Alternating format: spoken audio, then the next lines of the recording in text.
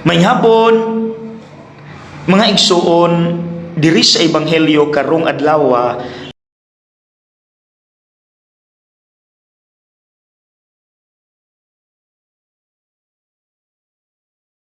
ang atong Ginoo mihatag og usa ka istorya bahin sa mga trabahante nga mireklamo sa ilang amo nganong pariha ra sila og sweldo nga nadawat sa mga nagtrabaho lang og usa ka oras, nga sila 12 hours man. Well, naagyud nato ng batasana kanang mangwinta.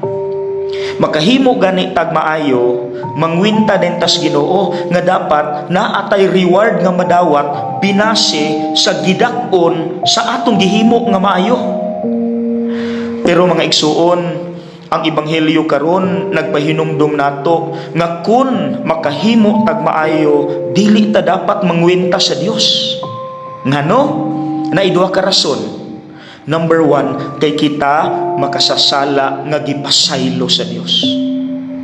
Tanawa akong kaugalingon, gahit tag ulo, pero gitagaan tag chance sa Dios kada adlaw nga mabag-o.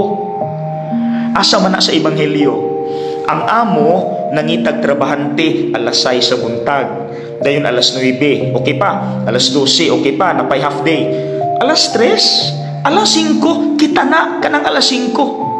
Usa na lang ka oras pero gipatrabaho gihapon sa maong tao. Kita na mga igsuon, so kinsa tang mangwenta. Ikaduha, nganong dili ta dapat mangwenta sa Dios kung makahimo tag maayo, kay kanang tanan nga naa nato regalo na sa Dios nato. Dili unta ta angayan tagaan, pero girigaluhan ta, gaawas-awas pa. Asa na sa Ebanghelyo, nganong pariha magsweldo ang gatrabaho usa ka oras ug ang 12 hours. Nga kanang usa ka oras dapat gamay ra ang sweldo ana. Kita na. Pero gaawas-awas ang generosity sa Dios. Kinsa tang mangwinta. So mga igsuon, dili na unta ta dapat masuya sa uban, mangwenta sa Dios, ma-stress ta ana. Simple ra unta atong pagampo kada adlaw. Lord, salamat sa unsay naa nako. Salamat pud Lord nga nakakaon ko rong adlaw. Salamat Lord. Salamat. Amen. Walay stress. Di ba? God bless.